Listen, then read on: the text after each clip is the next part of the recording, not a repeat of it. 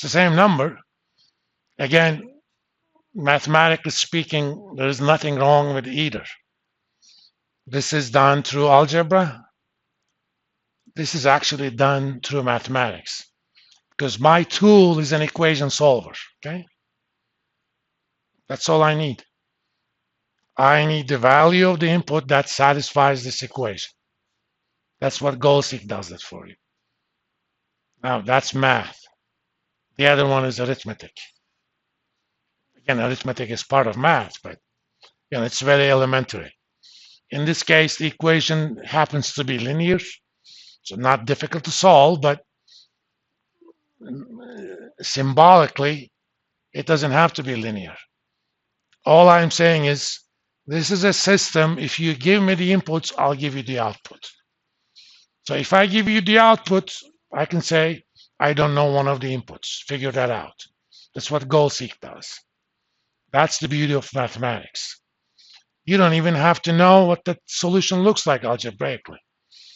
All you know that Excel has a system to solve that equation.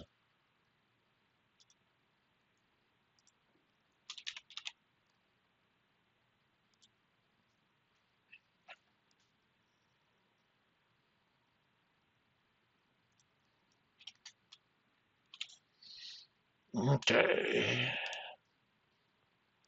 Oh, this is Stargate mythology, I guess.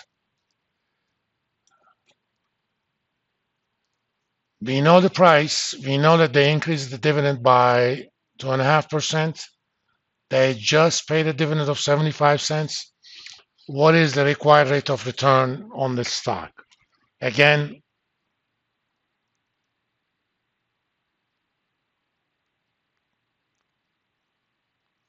come on. I can always write discount rate this way, where D1 is D0 times 1 plus G. So I can calculate this algebraically. 0.75 times 1 plus 2.5% divided by 776 and the whole thing plus 2.5%. So 12.41% is the answer. That's using the definition and a little bit of algebra. Alternatively, I don't know the required rates. Growth rate is 2.5%. They just paid a dividend of 0.75. That was the last dividend, not the next. Price is 776. What if analysis, GoalSeek?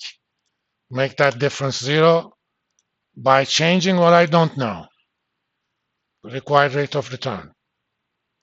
Not surprisingly, 1241, which basically tells me that I did my algebra correct. I know this one is correct. But getting 1241 tells me I haven't made an algebra mistake. That's the difference between the two.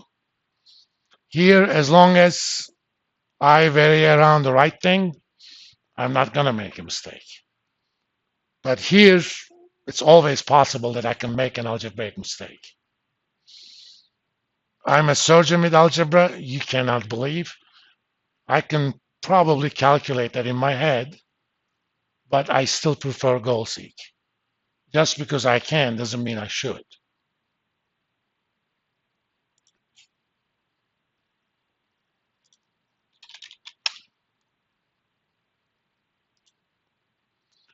And last one.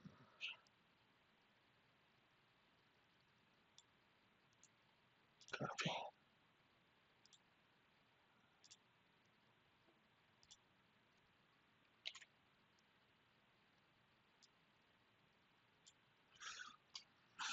As you know, Apollo is sun god.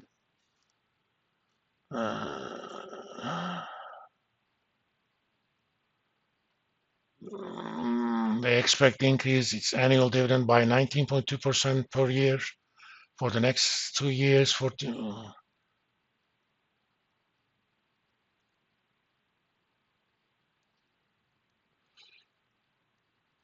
Okay. So first of all, let's write down the information. D0,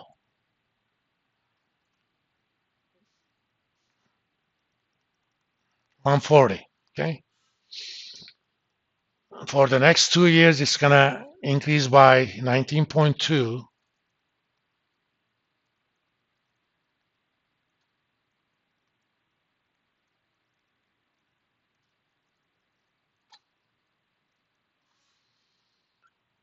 And 2 years after that, the 1%.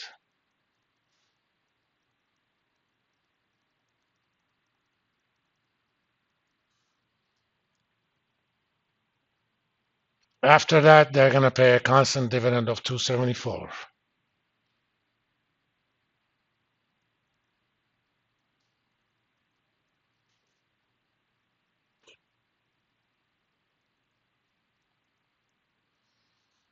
Think of this as again a two-stage growth problem. For the next 5 years, I either know or I can calculate what the dividends are going to be, right? This is actually, theoretically speaking, a very complicated problem, but using our two-stage growth model, now, what's the discount rate? 10.3. In the second stage, growth is 0, because after that, it's going to remain the same, right? Number of known dividends is going to be 5. So let's calculate the dividends. The first one is 140, increase that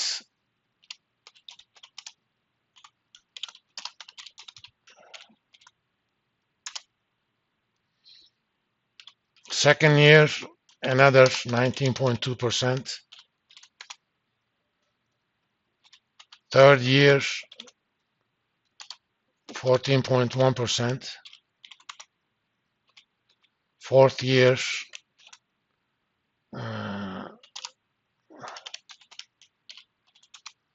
fifth year, we know it's going to be 274.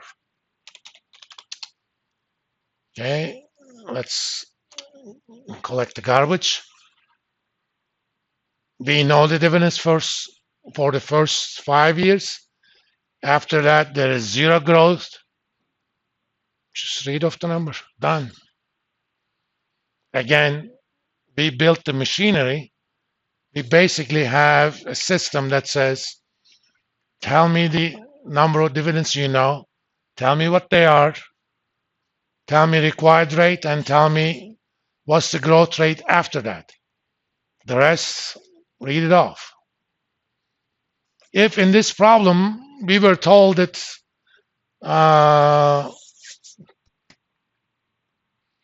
value of this stock was $35, what is the year 5 dividend, for example? Let's say it was asked like that. I don't think it would ever, but let's say it did. I know everything but year 5 dividends. So I'm going to take that difference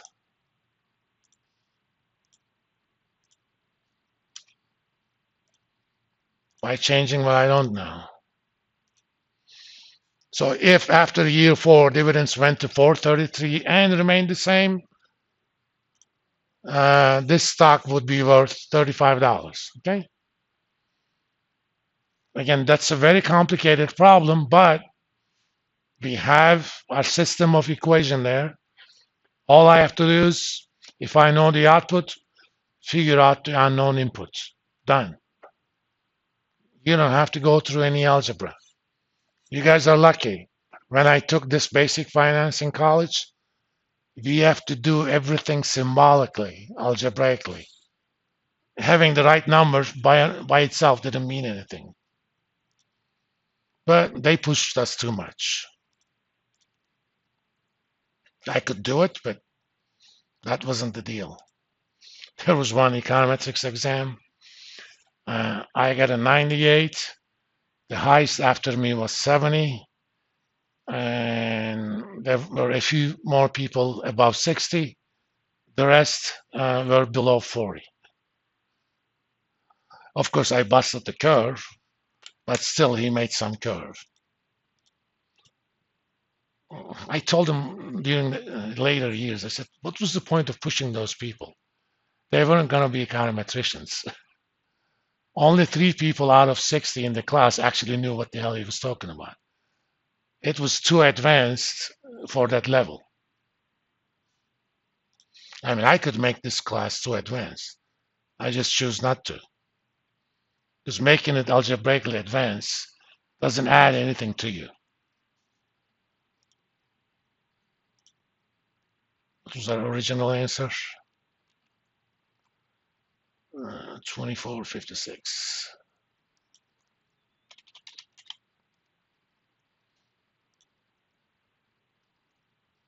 Yeah.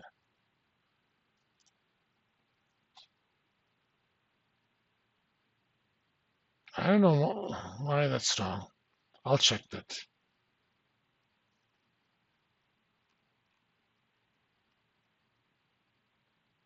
I did well. We'll stop here. I just wanted to do it in one sitting. Have a nice fall break. I haven't put in your chapter 6 homework yet, but I'm going to put it tomorrow, but you'll have till you come back from the spring break. I'll also open up all the other quizzes until the end of spring break. If you haven't done it or if you're not happy with what you got. Yeah, I haven't opened that up yet. I forgot. I mean, I got sick and a lot of things went sideways. The quiz I did, not the homework. Just a second. Let me stop this.